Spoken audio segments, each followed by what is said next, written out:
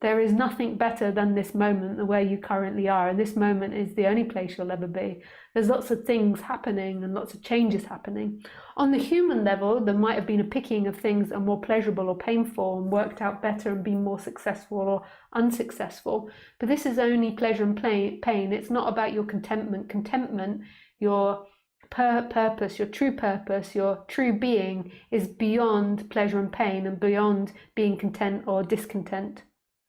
It's beyond that, it's here, it's this moment. Feelings come and go. So then we get to, who are you? Who are you?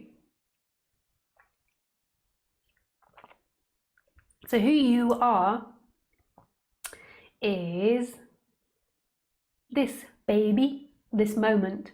And this is true contentment. And this moment doesn't contain the thought, I've done something wrong, I've done something right, I'm guilty, I'm not guilty.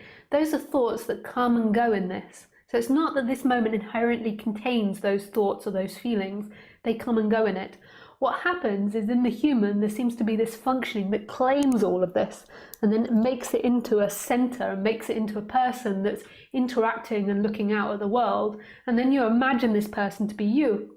Most people imagine themselves in their mind. They have this image of themselves and they have these qualities, but it's quite inherent, this self, and everything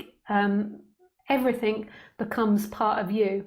And that always feels uncomfortable identifying, because it's a lie, and living a lie never feels comfortable. It's a lie that you are this image and you are a feeling, a thought, an activity, your job, your name, your age, your behavior, your past, your future. What actually you've always been and always will be is this moment. That's all you've ever had. With all the images of what you have and don't have and what you are and what you're not, what you really have is this moment. Baby, right here, looking out at itself, experiencing itself. And the idea also that you're looking from behind your eyes or from inside the head is actually also illusion.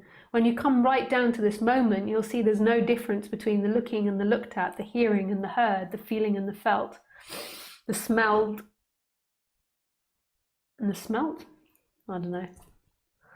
Actually, the consciousness is in all things. There is simply everything happening and it's experiencing itself. And that's non-duality, that's non-dual wisdom or non-dual philosophy. That who you are is everything. And that's wonderful. It's freedom. And there is this possibility that there can be a remembering of that, even with the functioning of the character. So there can still be a functioning of the character. The character thinks about where it's got to go, what it's got to do, the things it has or owns. But that character isn't sucked in and pulled inside this body and made a you that's in here. That character is seen as a functioning. So thinking about it happens, feelings about that person happen, movements, relationships happen. But the watcher, the experiencer, who you truly are, is right here, and that's not left anymore. So there can be this shift from being that to being nobody, but yet there is appearance of a character happening.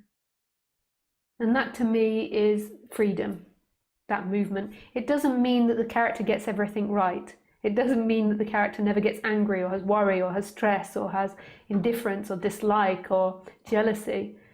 It's going to change the person over time, and there's going to be an evolution of that person with that seeing, so there'll be a relaxation. But actually the character's still got its habitual way of being and his habitual responses. So if somebody pokes its arm, if it's got a very fiery temper, it might be like, no!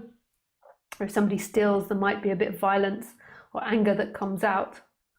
But then there's this other part that's deeply relaxed in who you are. Who you are. I think I'm not looking in the camera. There is the camera.